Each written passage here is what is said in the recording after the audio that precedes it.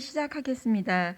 이 시간은 지역 활동가를 모시고 위드 코로나 시대에 지역에게 길을 묻다라는 주제로 의견을 나누고 유튜브에서 실시간 채팅을 통해서 지역의 의견을 듣도록 하겠습니다. 토론에 참석해 주신 분들을 가나다 순으로 소개해 드리도록 하겠습니다. 정치하는 엄마들 권은수 활동가이십니다. 부천문화재단 김기석 정책부장님 모셨습니다. 단연간 청소년 참여위원회에서 활동하신 부명고등학교 성동윤 청소년입니다. 부천시 약사회 윤선희 회장님이십니다.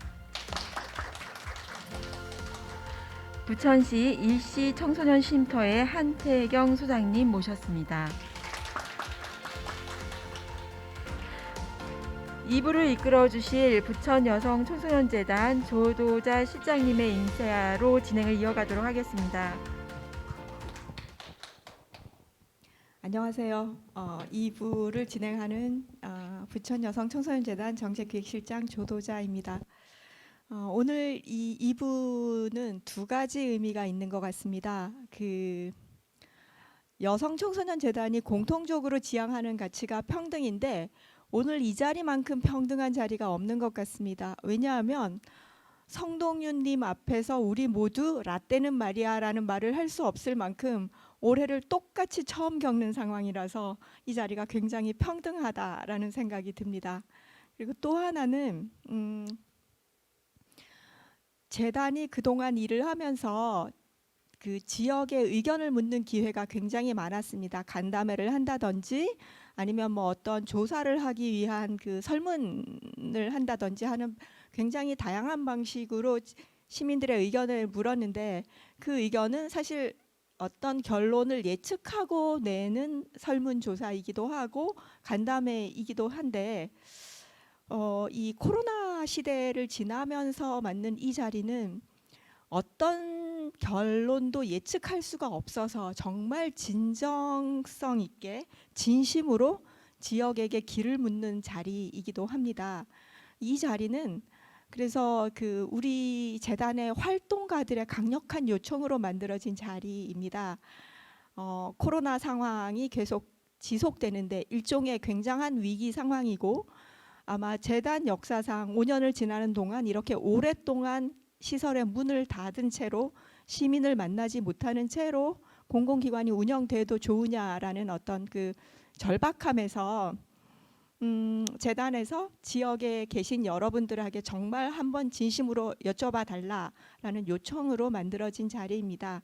그 일부에서 포럼을 했을 때 각 지역에서 굉장히 의미 있는 실적을 남긴 재단 대표이사들 또 연구원들께서 오셔서 큰 방향에서 앞으로 재단은 이런 걸 해야 합니다라는 의견을 주셨다면 그 방향에 맞춰서 오늘 이 자리에서 나온 의견들을 갖고 우리가 구체적으로 어떤 실천 방법을 찾아낼 건가 하는 그런 자리를 만들려고 합니다. 아까 조금 전에 소개들을 해주셨지만 지금 제가 이제 진행할 때 호칭은 활동가나 뭐 어떤 회장이나 하는 그런 직함들은 다 빼고 가령 권은숙님, 성동윤님 이렇게 호칭하고 진행하도록 하겠습니다. 먼저 그러니까 오늘 모신 5분들은 아마 그 지역에서 각 영역을 대표해서 활동하시는 분들로 모셨는데요. 근황 인사부터 듣도록 하겠습니다. 이게 사실 쉽지 않은 한 1년을 살아냈기 때문에 어떻게 지내셨는지 권은숙님부터 말씀을 들어보도록 하겠습니다. 네, 정치하는 엄마들 권은숙 활동가입니다. 저는 아이들이 1월 9일 날 정확히 1월 9일 날 방학을 하고 여태 내 학교 등교를 제대로 하지 못해서 집에서 국가가 기관이 맡아왔던 교육과 그리고 돌봄을 병행하느라 제가 그동안에 활동했던 것들을 모두 멈추고 양육자라는 신분에 맞게 걸맞다는 표현이 맞을지 모르겠지만 거기에 오로지 집중하며 지내고 있다가 지금은 이제 아이들이 지난주부터 등교를 시작해서 못 해왔던 활동들을 시작하며 생활하고 있습니다. 윤 회장님, 네. 안녕하세요. 부천시 약사의 윤선희 회장입니다. 여러분들도 아시다시피 그 약사 사회 역사상 정말 너무나 뜨거운 시기를 보냈습니다. 국민들을 상대로 공적 마스크를 취급하면서 정말 많은 국민들을 만났고요. 공적 마스크를 잘 마무리하고 지금은 지역사회 돌봄 사업을 준비하고 있습니다. 방문 양료를 열심히 준비하고 있고요. 또 코로나 때문에 좀 중단된 약물 오남용 교육 사업들도 좀 개인 위생 방역 수칙을 지킨 상황에서 약물 오남용 사업을 좀 재개하려고 준비 중입니다. 많은 시민들을 또 만나게 될 것 같은데요. 많이 응원해 주시면 감사하겠습니다. 성동윤님, 네, 저는 먼저 자기 소개를 좀 잠깐 하겠습니다. 저는 이제 현 청소년 참여위원회라는 전에는 이제 부천시 차세대 위원회라는 곳에서 청소년들의 정책을 좀 제안하는 활동들을 한 3년 정도 진행을 해왔고, 좀 전까지 이제 학교에서 학생회장이라는 직함을 가지고 좀 많은 활동들을 진행해 왔었습니다. 지금은 이제 고등학교 3학년으로 이제 입시를 좀 준비하고 있는 시점인데요.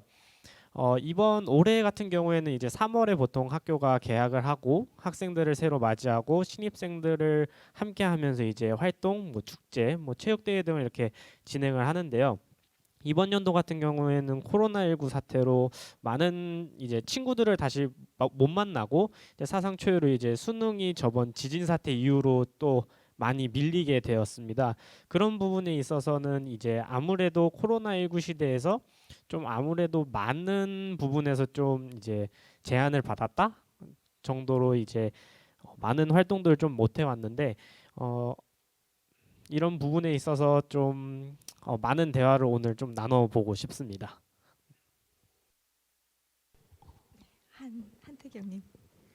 네, 부천시 일시 청소년 쉼터에서 주로 만나고 있는 뭐 두 가지로 분류를 하면은 거리 청소년과 이제 학대 청소년들을 저희가 주로 만나고 있는데 이들에 대해서 좀 새로운 생각들을 많이 가지게 되는 늘 같은 환경에서 같은 청소년을 같은 곳에서 만났다면은 지금은 이 코로나 시국에서 다른 생각으로 다른 접근법으로 아이들을 만나고 있고 특별히 아동 학대에 대한 구조적인 많은 어려움들을 좀 깨닫게 되는 계기가 되었던 것 같습니다.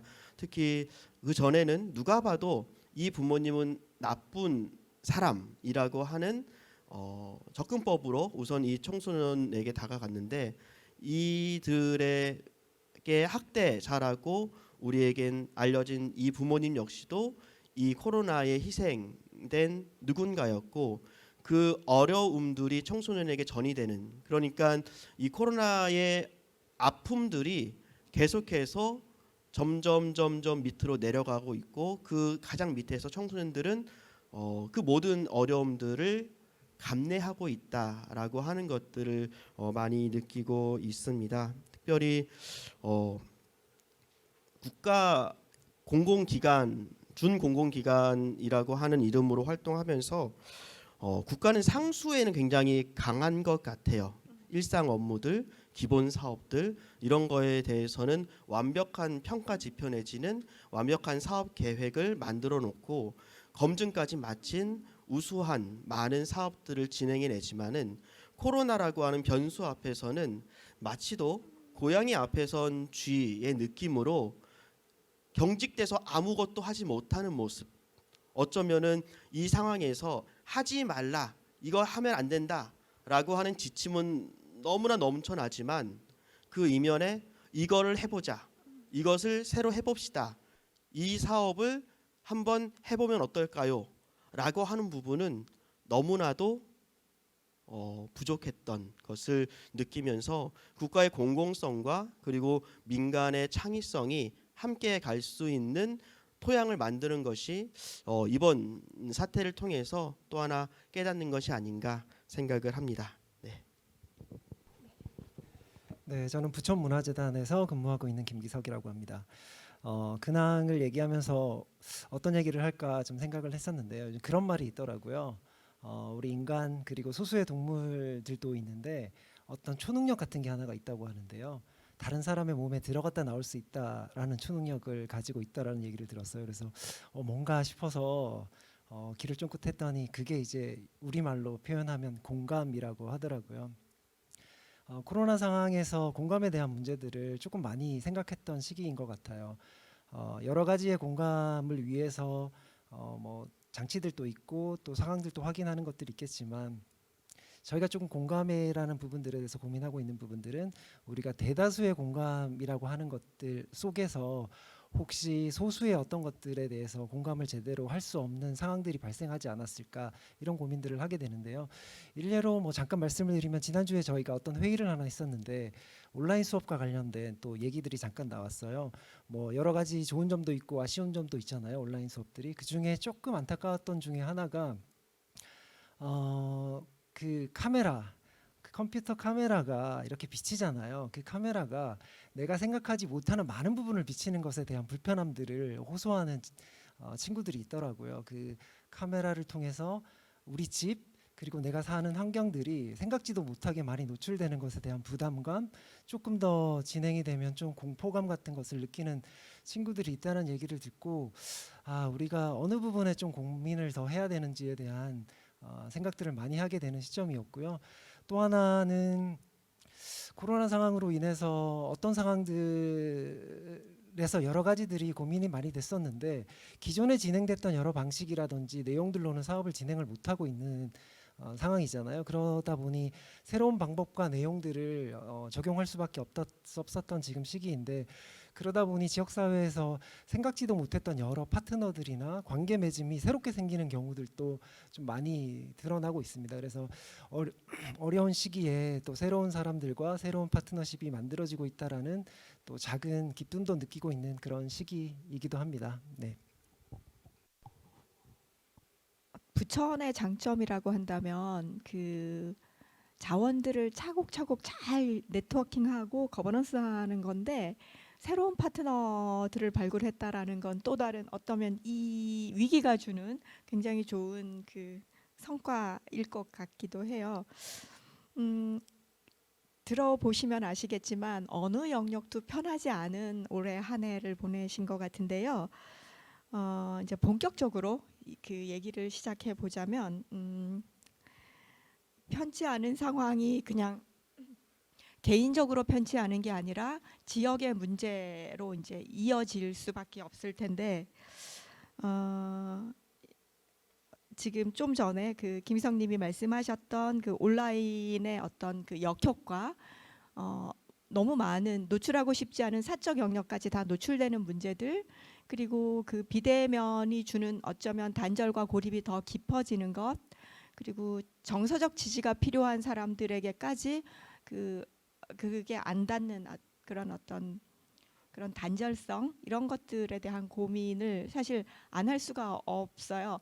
임시 방편으로는 이제 줌이나 비대면을 쓰기는 하지만 그건 정말 도구일 뿐이지 이 상황을 넘어가는 절대적인 방법은 아니라는 고민을 하면서 어쩌면 비대면이 정말 일상이 된 성동윤 님으로부터 어떤 불편함과 어떤 얘기를 하고 싶은지 마이크를 넘겨보겠습니다.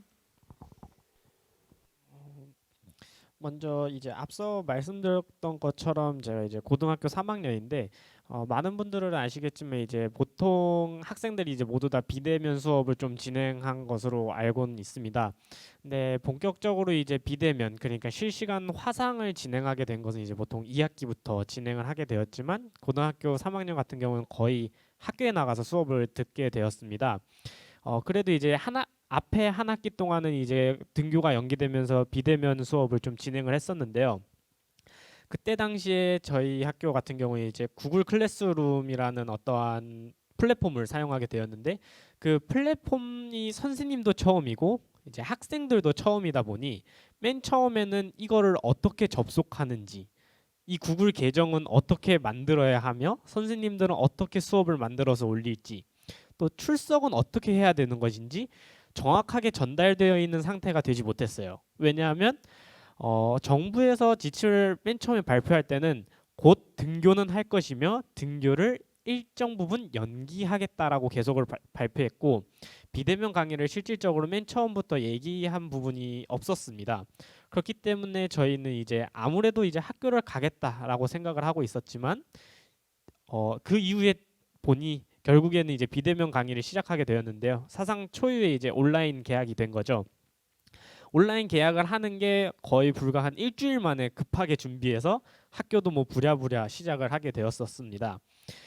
맨 처음에는 이제 어떻게 하다 보니 뭐 일단은 보통 EBS 강의를 올려서 뭐 출석을 뭐 체크를 하는 방식이었는데요.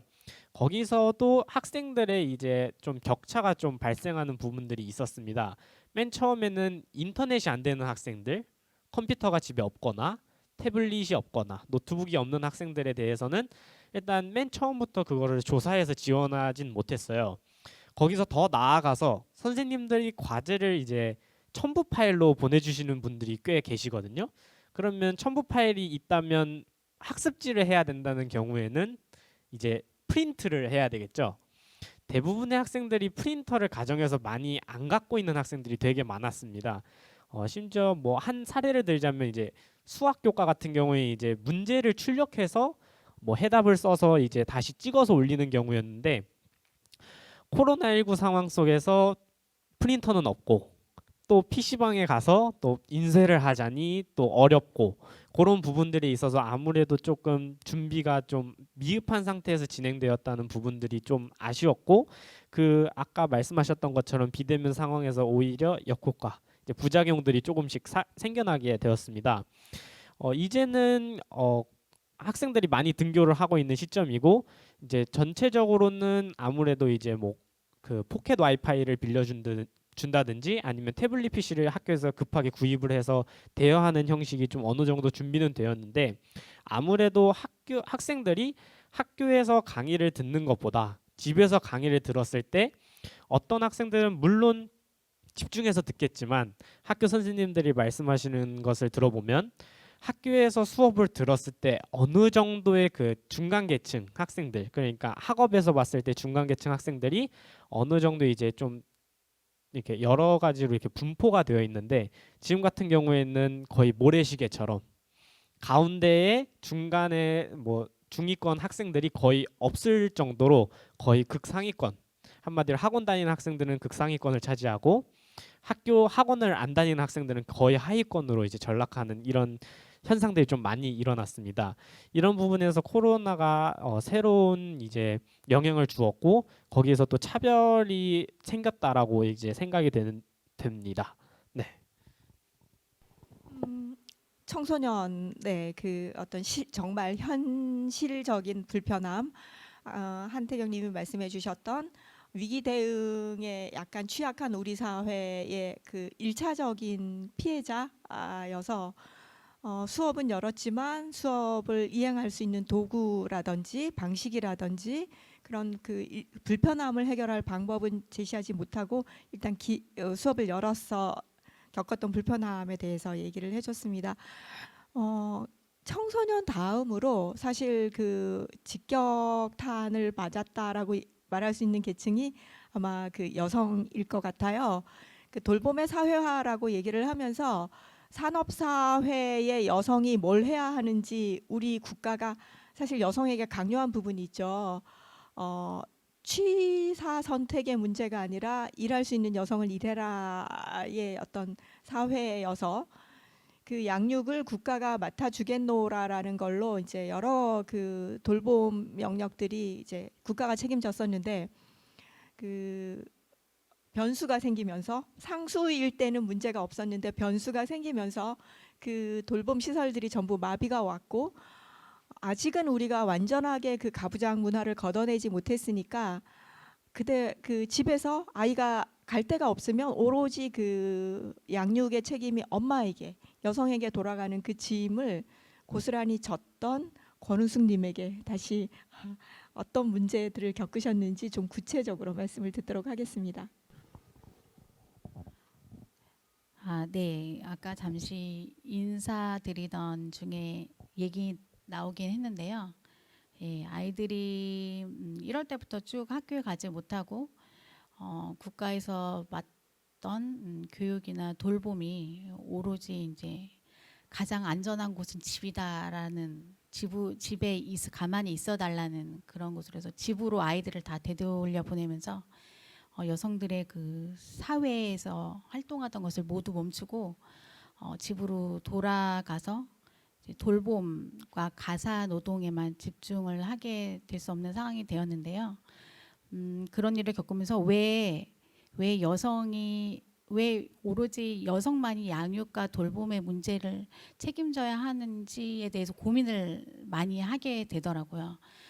생각해봤더니 이제 남성들보다 임금 수준이 낮다 보니까 아무래도 이런 사태가 누군가의 돌봄과 양육을 맡아야 될 때 아무 고민하지 않고 여성에게 그 책임이 전가되는 부분이 가장 큰 것 같다라는 생각이 들었어요. 만약에 집안의 아빠들도 남성 양육자들도 정말 칼퇴근이 제대로 된다면 같이 양육을 책임질 수 있고 여성들도 사회 활동이 충분히 가능할 거라는 생각이 많이 들었습니다. 교육적인 부분에서 할 말이 참 많은데요. 일단은 학교에서 전화를 한 통화를 안 하시더라고요. 몇 달 동안 아이가 학교에 가지 않는데 전화를 안 하다가 전화가 어쩌다 한 통이 왔거든요. 근데 과제 제출을 다 안 했습니다. 어머니 과제 제출해 주세요. 이런 과제 제출 안 하니까 전화가 오더라고요. 그래서 되게 야속하다라는 그런 생각이 들었고 저도 기계치여가지고 아이들이 수업하는 그 줌이나 행아웃 이런 거에 잘 다루지 못하는데 아이들한테 그런 기기로 대면 수업을 할 수 없으니 대안으로 그렇게 수업을 진행하는데 저도 적응하는데 상당히 오래 걸렸고 저희 아이가 좀 특별하다 보니까 기계 사용이 익숙치가 않아서 제가 항상 보이지 않는 그 카메라 앞에서 제가 보이면 안 되니까 옆에서 이렇게 쭈그리고 있어가지고 작동이 잘 안 되면 옆에서 손만 올려서 막 도와주고 이런 상황을 지금 수개월째 겪으면서 학교가 왜 존재하는 거지? 이렇게 지식적인 가르침만 요구할 거면 굳이 학교가 아니어도 되겠다. 학원이 충분히 할 수 있는데 지금 학교가 제대로 작동하지 않고 있다. 학교가 제 역할을 하고 있지 못하라는 생각이 들어서 되게 실망스러움이 많이 느껴지고 국가가 존재한다라는 건 위기 상황이나 재난 상황에서 어떻게 작동하는가가 국가가 좋은 국가이다, 나라이다라고 판단의 기준이라고 저는 생각하는데 지금 그냥 모든 것을 물리적으로 그냥 멈춰버리고 그 이후에 사람들이 어떤 영향을 받는가에 대한 고민이 좀 하고는 있지만 제가 느끼는 체감은 굉장히 너무 더디다. 라는 상황을 지금 겪고 있어요. 그래서 그냥 국가가 있으니까 나는 어떤 재난이 와도 국가가 지켜줄 거라고 생각했는데 지금 굉장히 그런 믿음이 확 무너져 버린 그런 상태입니다. 네, 권은숙님 말씀을 듣고 많이 생각되는 게 가정 안에서는 정말 무슨 일이 일어나고 있을까에 대한 많은 생각들이 좀 드는 것 같아요. 왜냐하면은 저는 청소년 기간에 있다 보니까 청소년의 정신 건강에 대해서 굉장히 많은 관심을 가지고 있고 이거에 대한 해결 방법을 찾고 있는데 이들의 정신 건강이 이 정도면은 이들의 가정 안에서는 이들의 환경은 어떠할까? 사실 가장 직결되는 문제에 대해서 고민해 보면은 결국 돈 문제이기도 하고 사실 직장을 잃어버리는 분들이 많이 있고 가정의 경제적인 수입이 없을 때에 느껴지는 그리고 그것을 지키기 위해서 정말 몸 바쳐서 하루 왼종일 일하고 하루 왼종일 일하고서도 사실은 만족스럽지 않음에도 불구하고 가정에서 필요한 경제적인 수입은 달라지지 않고 하는 상황에서 부모님들이 가지고 있는 그런 스트레스는 말 그대로 어마무시할 거다라고 하는 생각이 들고, 그들의 스트레스가 청소년들한테는 어떻게 보면은 생존의 문제로 여겨질 만큼 커다랗게, 그리고 그것을 학대라고 표현을 하지만은 나 자신에게 폭력적인 상황으로 내가 하고 싶은 것에 대해서 말할 수 없고, 내가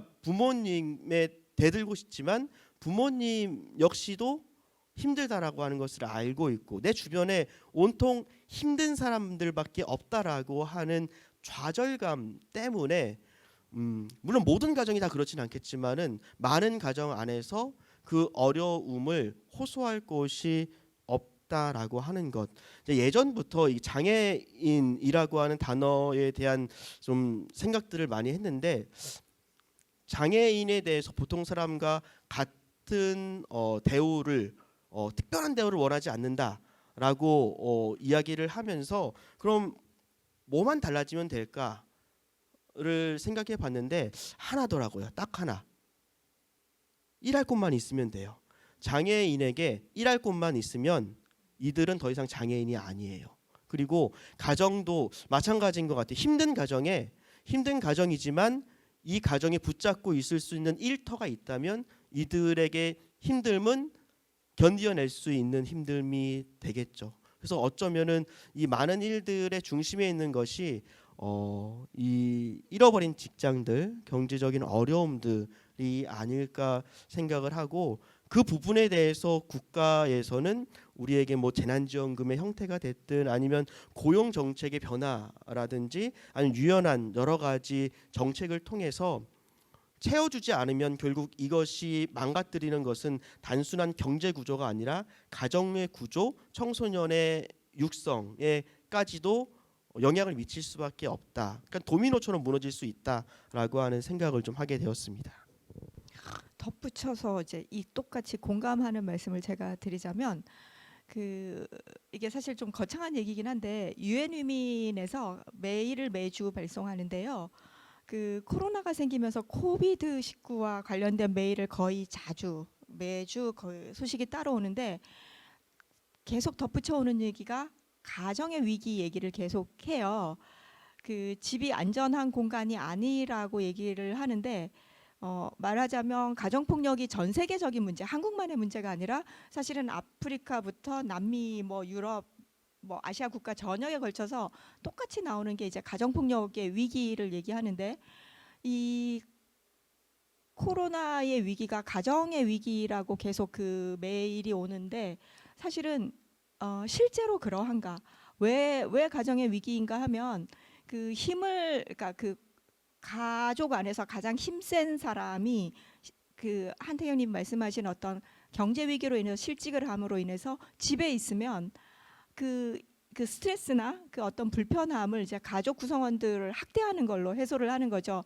제일 약한 여성이거나 아이들이 이제 대상이 되는데, 아빠나 혹은 엄마나 힘센 누군가가 집에 있음으로 인해서 이들이 비상 전화를 할 수 없다라는 거예요. 그래서 가족의 위기가 온다라고 얘기하는데, 사실 실제로 부천도 그러한가 해서 저희가 상담하는 가정폭력 상담하는 곳에 확인을 해봤었어요. 그랬더니 실제로 부천에서 올 들어서 폭력 상담 전화가 신고 건수가 떨어졌다라고 얘기를 하는 건, 도리어 가장 안전한 공간이 안전하지 않다라는 이제 역설이 나오는 거죠.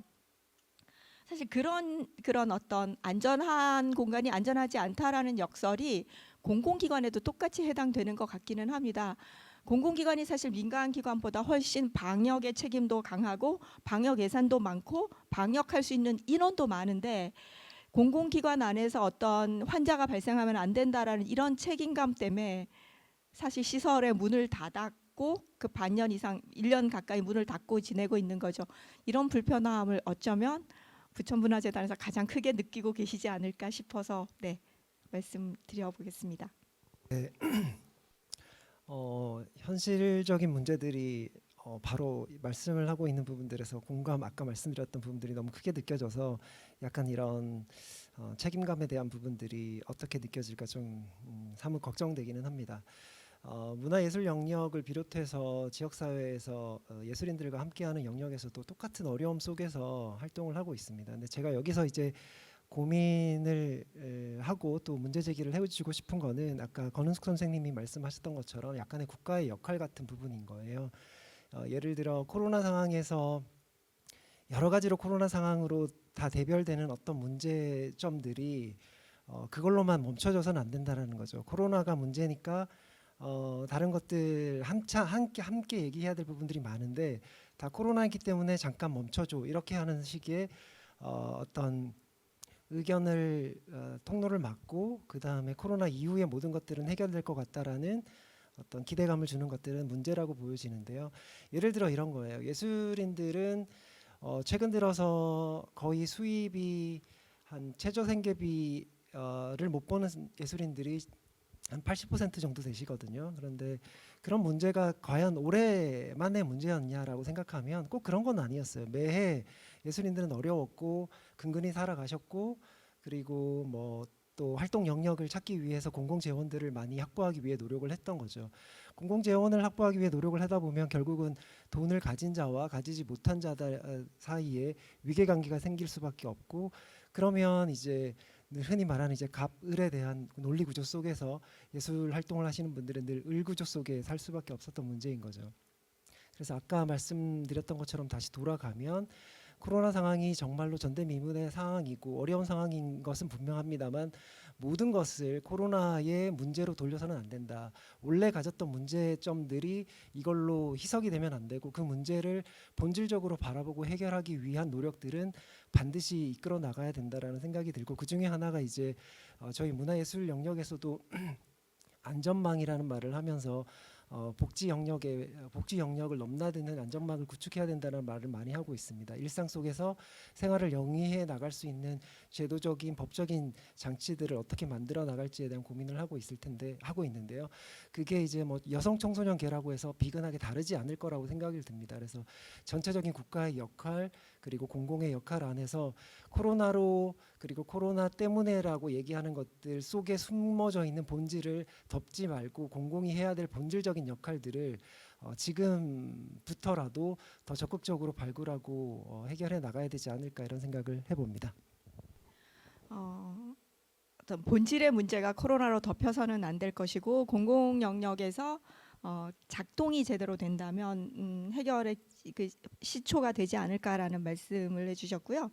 사실은 이제 위기 상황에 국가가 작동하는가에 대한 어떤 염려를 말씀하셨는데 또 한편으로는 전 세계적으로 행정 서비스가 그러니까 위기 대응은 약간 떨어질지 모르지만 일단 한번 경험하고 나면 그 전 세계적으로 행정 서비스가 가장 빠른 나라가 또 우리나라라는 그런 얘기를 하기도 하는데 사실은 공공 영역이 작동하지 않았을 때 민간 영역에서 그 최선의 방역 시스템을 가동시켰던 경험을 가지고 계세요. 사실 부천이 참 특별한 도시이긴 한데 그 현장에 계셨던 윤선희님 말씀 들어보겠습니다. 정말 약사회 역사상 너무나 뜨거운 시기를 보냈습니다.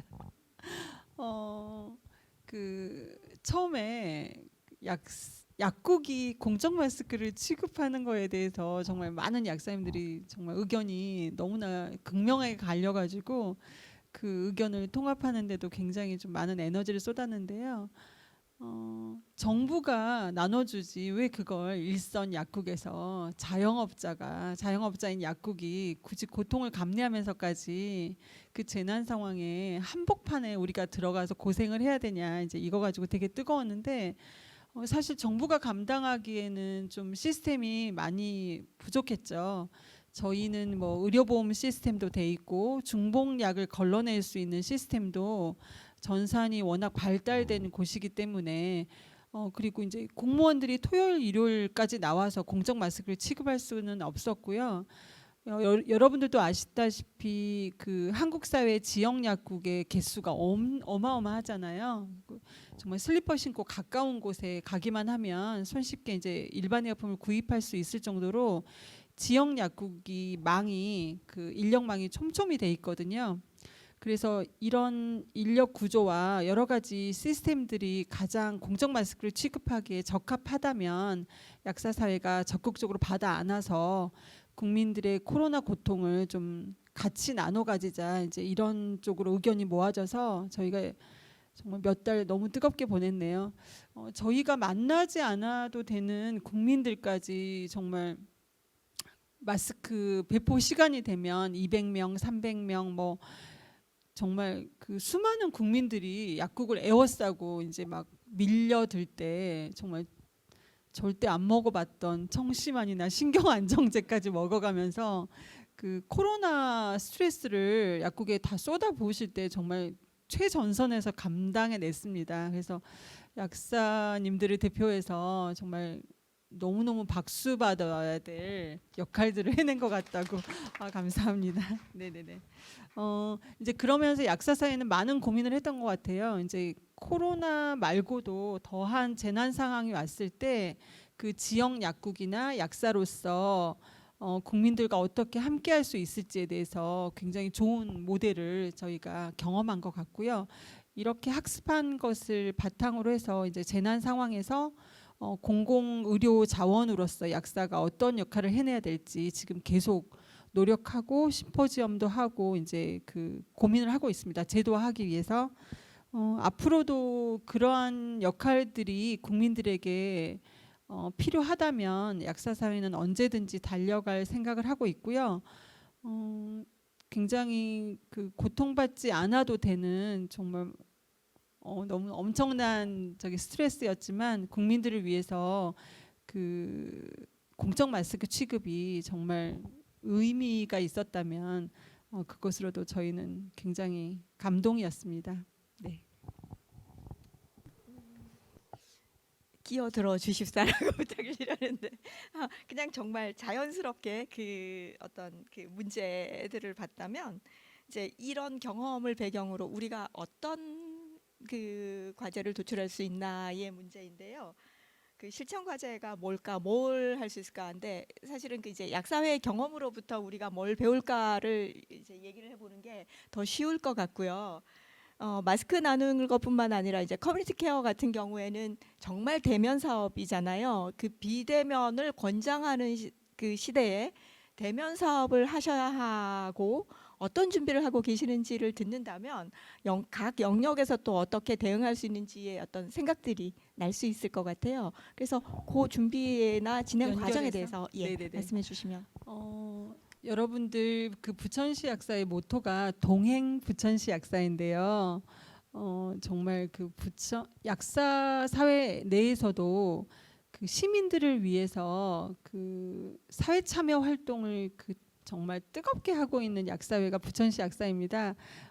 그 부천시 약사회를 이끌고 있는 회장으로서 이제 이러한 사업들을 계속해서 계승하고 더 많은 영역에서 이제 그 약사들의 사회적 활동을 그 확대하기 위해서 많은 프로그램들을 기안하고 있는 사람인데요. 제일 먼저 저희 부천시가 노인 분야 지역사회 통합 돌봄 그 선도 도시로 선정이 됐잖아요. 부천시 약사회의 그 방문 양료의 노력들이 또 한 몫을 했다고 생각합니다. 그래서 정말 코로나만 아니었다면 올해 초부터 그 돌봄의 사각지대에 놓여 있는 어르신들 집에 방문해서 그 사회적 약자의 그 약물 오남용 교육을 약을 직접 복용하고 있는 현장에 가서 교육하고 상담해드릴 예정이었는데 다 스톱됐잖아요. 그래서 그 저번 주부터 지금 1차로 시작을 했는데요. 사실 저희 약사회도 이제 방역 수칙을 지킨 상태에서 이 대면 사업 그리고 지역에 이제 직접 방문해서 하는 것들이 가능할까 굉장히 고민을 했는데 지금 10개월이 지난 지금 모든 이런 돌봄 사업들을 스톱해버린다?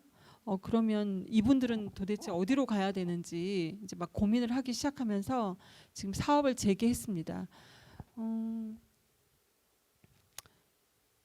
이제 그 어르신들 집에 가서 그 돌봄을 해보다 보면요, 지금 어르신들이나 사회적 약자들이 건강을 지키기 위해서 생활 패턴이 기승전 약물의 형태거든요. 결국 이 약들 꼭 드셔야 되는 만성질환 약들을 잘 복용하시는지 잘 복용 못하는지에 따라서 건강의 척도가 완전히 달라지거든요. 그래서 정말 중요한 치매약이나 혈압약 같은 것들을 그냥 까먹고 안 드셔가지고 며칠간 건강을 완전히 망가지는 경우도 많이 봤는데, 규칙적으로 만성질환 약을 잘 복용할 수 있게 도와드리고, 또 약과 관련돼서 건강과 관련된 현장에서 일어나는 문제점들이 되게 많아요. 생각보다 많더라고요. 얼마 전에 첫 방문을 했던 어르신인데 심한 알러지가 있어서 피가 나도록 몸을 긁어야 되는데 원인을 집에 가보니까 딱 알겠더라고요. 진먼지 진드기가 엄청 많으신 분이었는데 이불을 켜켜이 쌓아놓고 비닐로 된 카페트를 또 켜켜이 쌓아놓으셨는데 전혀 먼지가 제거되지 않은 상태로 방치되어 있더라고요. 그래서 카페트나 이불 이런 진먼지 진드기를 제거하지 않은 이상 이분이 상시적으로 복용하는 알레르기 약을 끊을 수가 없거든요. 근데 이런 것들을 약사가 발견했을 때 어떻게 해결책을 마련해 줄 것인가 생각해 보니 지역사회 통합돌봄이라는 시스템이 있잖아요. 그래서 다른 영역의 전문가에게 저희가 방문했던 내용들을 공유하고, 또 이분은 또 한 가지 이제 의사 선생님하고 방문 진료를 이미 하셨던 분하고 이제 의사 선생님하고 통화도 했는데요. 이분이 척추 시술을 8번이나 받으신 분인데 침대를 손주에게 준다고 그 밑에 바닥에 깔고 허리 복대를 하고 쭈그리고 앉아서 저희 상담을 받더라고요. 그래서 왜 침대를 사용하지 않냐고 했더니 특히 정형외과적으로 허리가 문제이신 분들은 꼭 입식 생활을 해야 되거든요. 그래서 침대가 있음에도 불구하고 손녀딸에게 양보하고 자신은 아픈 허리를 부여잡고 바닥에서 생활하시는 거예요. 그래서 의사 선생님하고 거기 방문하시는 물리치료사 선생님하고 의논해서 침대 생활을 권유하고 이제 설득을 했는데, 의사 선생님도 흔쾌히 맞아. 그런 부분이 좀 놓쳐진 것 같다고, 서로 협업할 수 있게 한 어르신에게 다직종의 전문가들이 협업을 해서 해결책을 마련하는 그런 작업들을 지금 연습하고 있습니다. 이후에 한 명의 어르신이 요양원에 입소하지 않고 자신의 집에서 편안하게 여생을 마련할 수 있기 위해서 지금 부천시에 잘 협력 체계가 잘 이루어지고 있는데, 이 전문가들이 어떻게 하면 이 어르신의 건강을 끌어올리기 위해서 자기의 영역에서 최선을 다하고 전문성을 발휘할 수 있을지, 이게 좀 안착화되고 좀 여러 가지 고민들을 해야 될 것 같아요.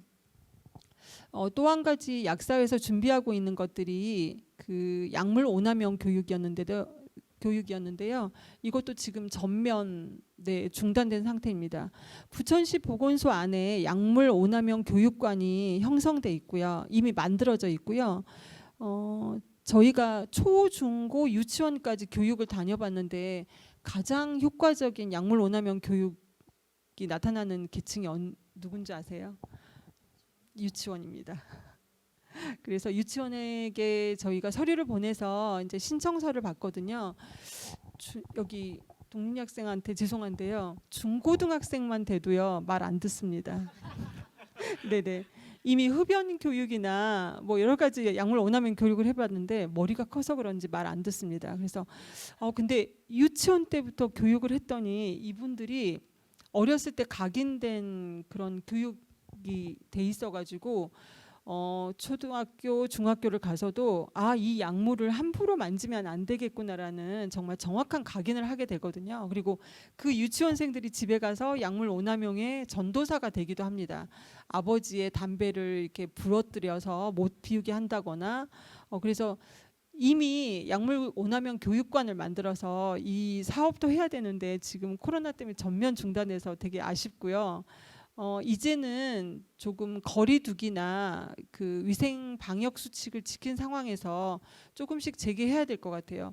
코로나 때문에 전면 중단하기에는 우리가 앞으로 또 해결해야 될 과제들이 너무나 많지 않습니까? 그래서 저는 부천시에서나 아니면 정부에서 조금은 원칙을 지킨 상황에서는 여러 가지 교육 사업이나 프로그램들을 좀 진행하는 방향으로 가야 되는 게 맞다고 생각합니다.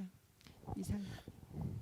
네, 저도 초반에 하지 말라고 했을 때는 정말 안 했다가 아무것도 안 하니까 정말로 내가 여기에 왜 앉아 있나라고 하는 자괴감이 들더라고요. 그래서 그러니까 부천이 창의 도시라고 하고 또 문화 도시라고 하고 새로운 사업에 대해서 좋아하니까 우리 한번 새로운 것들을 짜보자라고 했고 기간으로 청소년들을 불러와서 상담을 하는 게 이제 사실상 불가능해졌기 때문에 우리가 나아가 보자라고 하는 것들을 계획을 하고 그러니까 계획을 하면서 그러면 그 집 문을 열게 하는 열쇠를 들고 가야 될 거 아니에요?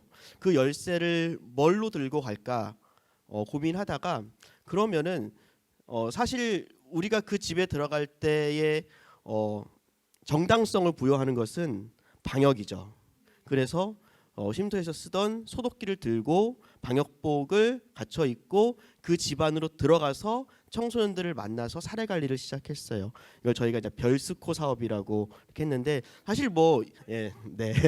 이미 사실은 그렇게 방역 효과를 크게 기대하거나 그런다기보다도 안전한 상황을 만들어 놓는다면은 충분히 청소년들을 만나러 갈 수 있고 그리고 그동안 잊고 살았던 이 청소년들의 삶이 어떠한지를 사실 그 전에 쉼터로 불러왔을 때보다 더 생생하게 어떻게 보면 전화위복일 수도 있었던 것 같아요. 전화로만 상담했었을 때 몰랐었던 것들이 집에 들어가서 이제 방역이라고 하니까 우리는 쓰레기통도 다 이제 보고 뭘 먹고 살고 있고 냉장고에 뭐가 있는지 알게 되면서 더 깊은 사례 관리가 가능해졌고 더 깊은 관계가 됐고 그리고 이런 전화를 한번 받았었어요. 저희가 이제 우리가 후원받은 뭐가 있으니까는 너 나눠줄게 어떻게 언제 갖다 줄까라고 얘기했는데 그런데 저한테 저희 이제 직원들한테 하는 말이 그런데 왜 저 잘 지냈냐는 얘기를 안 해요? 그러니까 따로 그때는 잘 지냈냐는 얘기를 인사말로라도 했겠는데 그러기 전까지는 왜 저 잘 지냈는지에 대한 인사를 한 번도 해주지 않았어요라고 그쪽에서 애들이 먼저 저희한테 얘기를 하는 거예요. 그래서 그때 이제 새로운 것들을 깨닫고 이제 애들한테 편지를 쓰기 시작했어요. 예. 그러니까 가만히 있었을 때에는 우리는 정말 무기력하고 나 여기 앉아 있는 게 굉장히 청소년들한테 죄스럽다라는 생각까지 들었지만 무언가를 이제 시작하고 나서 보니까 새롭게 할 수 있는 것들이 또 보이더라고요. 근데 이것들을 가만히 생각해 보니까 이미 직원들은 알고 있어요. 직원들 머릿속엔 다 있어요. 어쩌면 제 머릿속에서도 있을 수 있었던 것 같아요. 그런데 제 머릿속에서 결제가 안 떨어진 거겠죠. 네, 이게 충주시의 공식 유튜브가 지금 핫하잖아요. 구독자 수가 한 18만 명 가까이 되고 그런데 그 유튜브를 하시는 주무관이 하시는 말씀이 그거더라고요. 저는 영상을 올리고 결제를 받습니다. 네. 그러니까 우선 시작을 하고 저지르고 그 다음에 이거에 대해서 뭔가 필요한 부분들이 있으면 덧붙여 나가야지 지금 완벽한 시나리오를 준비해서 뭔가를 한다라고 생각했을 때 우리는 너무 늦는다라고 생각이 좀 들었고요. 전에 어떤 유튜브에서 보니까는 기업들은 2021년이 아니라 지금 2025년을 보고 있더라고요. 2025년도의 세상을 어떻게 맞이할 것인가에 대한 인재상을 그리고 있다고 하더라고요. 그래서 우리도 마찬가지인 것 같아요. 그 이유를 볼 수 있으려면은 뭔가 지금까지 단 한 번도 생각해보지 않았던 것들을 할 수 있는 어쩌면 오히려 기회처럼 이 시기를 보낼 수 있었으면 좋겠습니다. 네. 그래서 제가 집에서 수개월 동안 아이를 양육하고 막 돌봄을 하면서 고민을 했어요. 내가 무슨 해결책을 좀 내놓을 수 있지 않을까.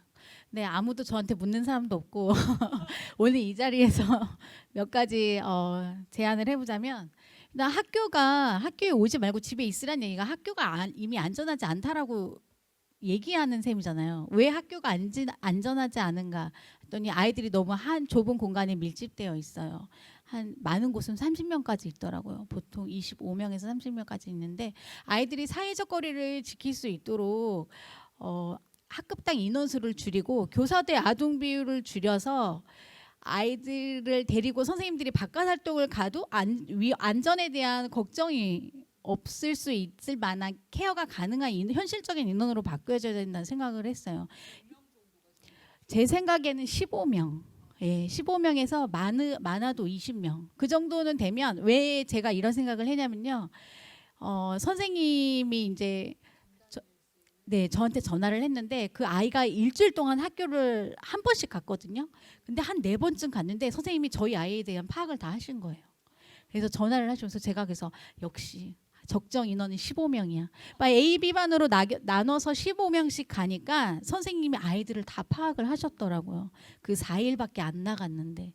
그래서 역시 내 생각이 옳았어 이러면서 교사대 아동 비율 줄이고 이런 칸막이 굳이 돈 들여서 다 쓰레기잖아요. 지구가 안 그래도 아프다고 걱정하는데 이런 거 돈 들여서 예산 들여서 쓰지 말고 아이들이 사회적 거리 뭐 1m, 2m 유지할 수 있고 그래도 몸이 이렇게 간단한 몸을 움직일 수 있을 만한 공간이 확보가 되려면 15명에서 20명 정도 그리고 교사대 아동 비율도 그렇게 줄였으면 좋겠다라는 생각을 했고요. 그리고 아까 전에 제가 사실 윤선희 약사님 말씀하실 때 끼어들고 싶었거든요. 그래서 저는 이제 2 아이를 양육하고 있는데 이제 큰 아이가 이제 발달 장애 아동이에요. 특히 이 아이들은 더 대면 교육이 훨씬 더 필요한데 지금 수개월 동안 이제 코로나 때문에 대면 교육을 못 받고 온라인으로 그래서 제가 항상 붙어 있었어야 되는 상황이 있었거든요. 그래서 저는 SNS로 방문 양육 서비스를 보고서는 그래 이런 대안도 있는데 왜 이런 게 장애 아동들한테는 안 되는 거야. 장애인도 지금 확대해서 하려고 하고 있습니다. 네, 그럼 저는 기다리겠습니다. 굉장히 좋은 방법이라 생각해서 혼자서 막 박수 치고 막 이랬거든요. 네, 이상입니다. 네, 그럼 제가 마이크를 좀 받아야 되겠네요. 오늘 여성청소년재단의 설립 5주년이니까 약간 여성청소년재단에 바라는 것들 또한 약간 얘기를 해야 되지 않을까 싶기도 하고요. 또 여청재단에서 직접적으로 해결하지 못하는 얘기도 오늘 잠깐 담아내는 게 어떨까라는 생각으로 한두 가지 제안을 해봅니다. 일단 오늘 같은 자리, 오늘 길을 묻겠다라고 하셨으니까 이런 자리 조금 더 자주 열어주셨으면 좋겠다라는 생각 먼저 합니다. 저도 사실 몇 면이 멀리서만 뵙지 이렇게 말씀을 나누기는 처음인데 너무 많이 배우기도 하는 자리라서 아마 이런 자리가 많아진다고 하면 서로 간에 배우는 것도 많고 또 좋은 이슈들도 많이 만들어질 것 같다라는 생각이 들어서 여청재단 내년 6주년, 7주년에도 계속적으로 이런 자리들 많이 만들어주길 부탁을 드리겠고요.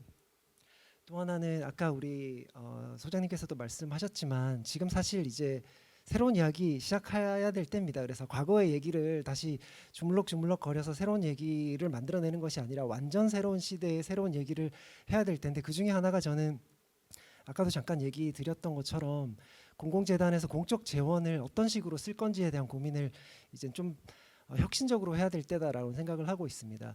예를 들어서 지금 코로나 시국 안에서 여러 지원 사업들을 많이 할 때 우리 매년 12월 정산 많이 했잖아요.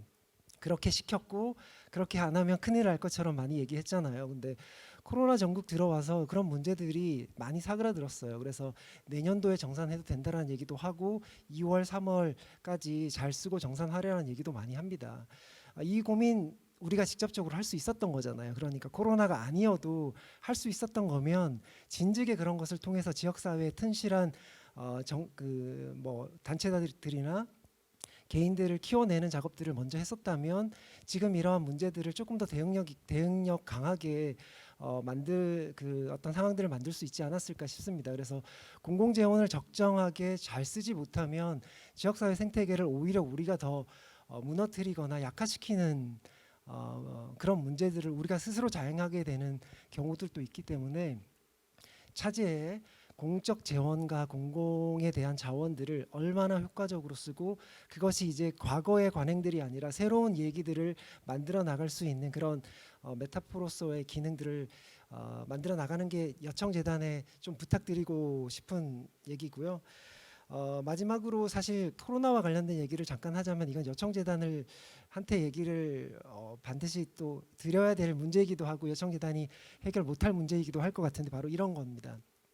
컵 같은 거 사용 같은 것에서 여기 지금 이제 종이컵 사용 안 하시잖아요. 여청재단들은 그건 꽤 오래전부터 그런 실천들을 하고 있을 것 같은데 사실 이런 작은 변화가 큰 변화를 이끌어낸다라고는 말씀을 하고는 있지만 이거보다 조금 더 강한 방식으로의 기후 위기를 기후 변화에 대한 대응을 좀 실천해 나가는 여청재단이 됐으면 어떨까 싶습니다. 그것들이 단순한 용어나 어떤 그 캐치플레이즈 정도 수준에서 넘어서는 정말로 남들이 시행하지 않았던 기후 위기를 여청재단이 조금 뭐 선도적으로 좀 진행했으면 좋겠습니다. 그런 것들이 어떤 것이 될지는 사실 너무 많아서 여기서 사례를 다 들기는 힘들겠지만 큰 지구적 위기를 우리 부천 여성청소년 재단이 좀 모범이 되기를 옆에서 응원을 하겠습니다. 네, 이상입니다.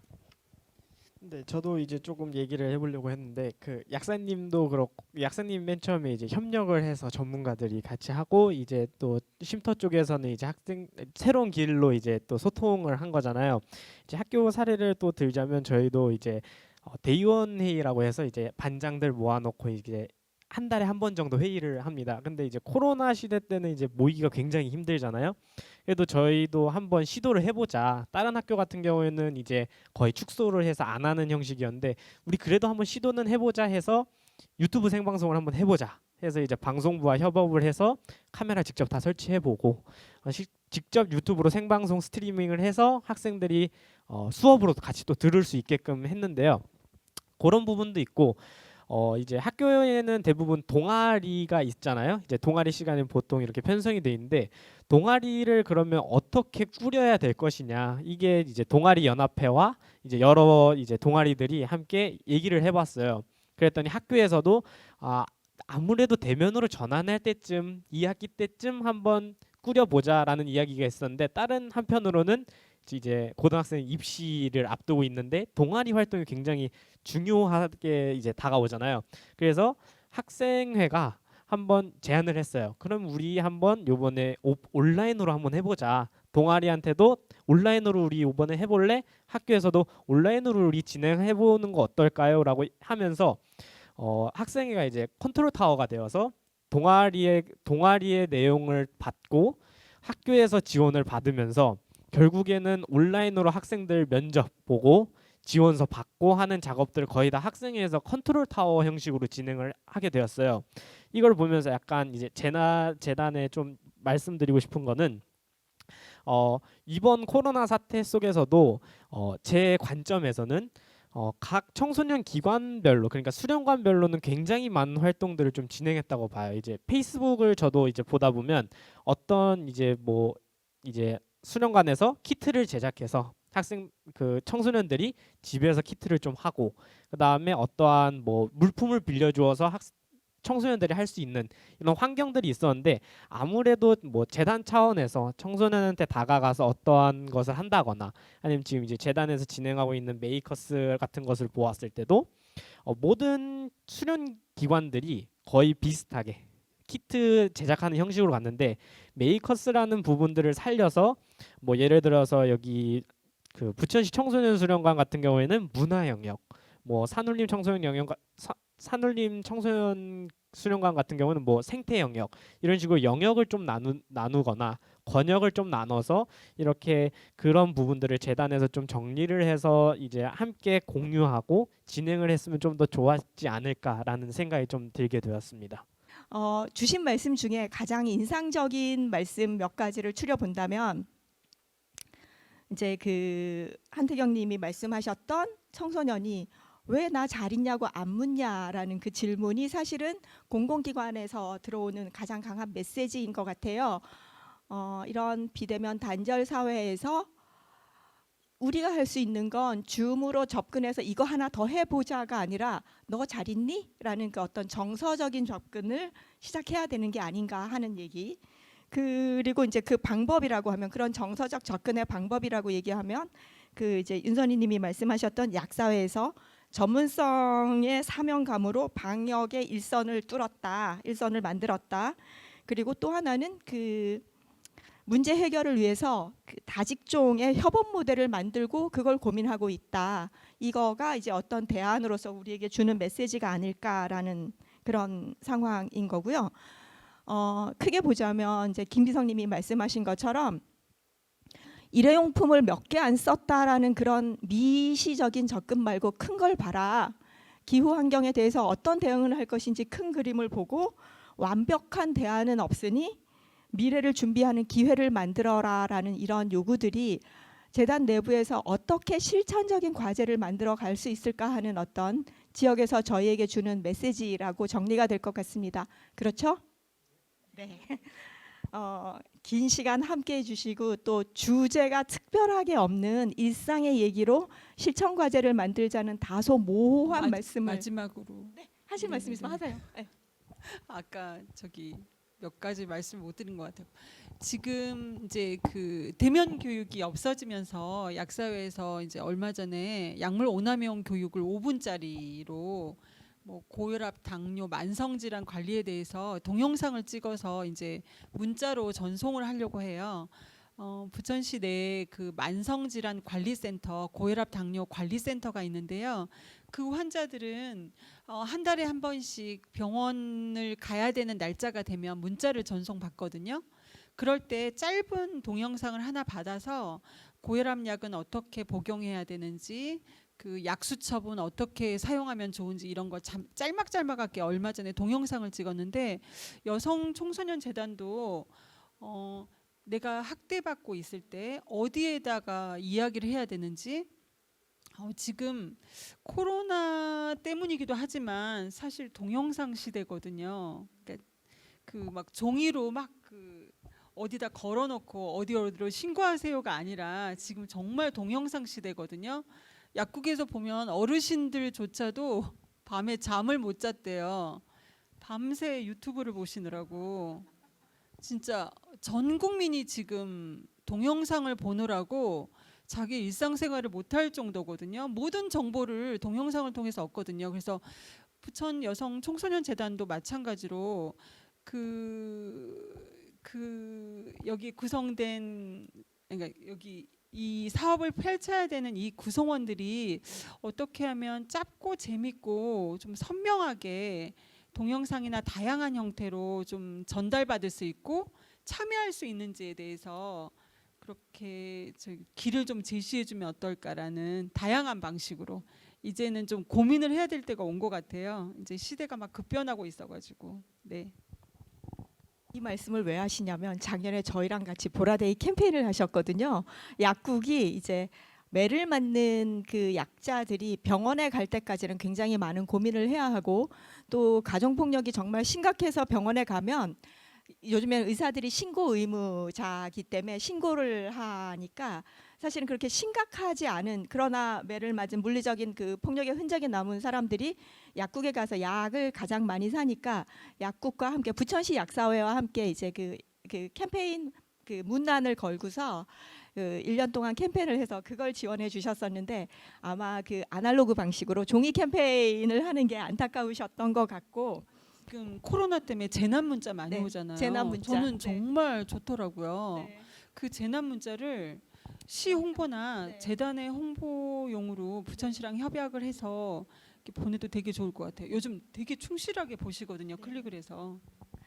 그 사실 이 코로나가 가속시킨 것 중에 하나가 디지털 사회 진입이라고 하는데 그 어떤 메시지라도 디지털화해서 즐겁게 볼 수 있는 방법, 쉽게 볼 수 있는 방법, 이런 것들은 사실은 그 이제 김비서님이 말씀해 주셨던 공적 재원을 어떻게 쓸 수 있는가에 대한 고민 지점을 좀 다르게 봐라 하는 것과도 연동이 될 것 같고, 그리고 이제 함께 말씀해 주셨던 그 지역 자원 생태계를 키우는 책임도 함께 가져라라는 얘기들이 이제 오늘 나왔던 말씀에 그 전부 정리될 수 있는 말씀일 것 같아요.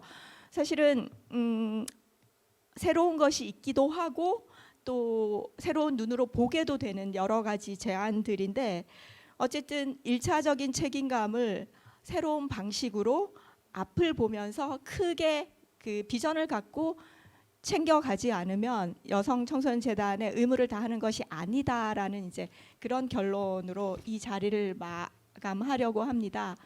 오랜 시간 고생하신 토론자 여러분께 감사드립니다. 고맙습니다.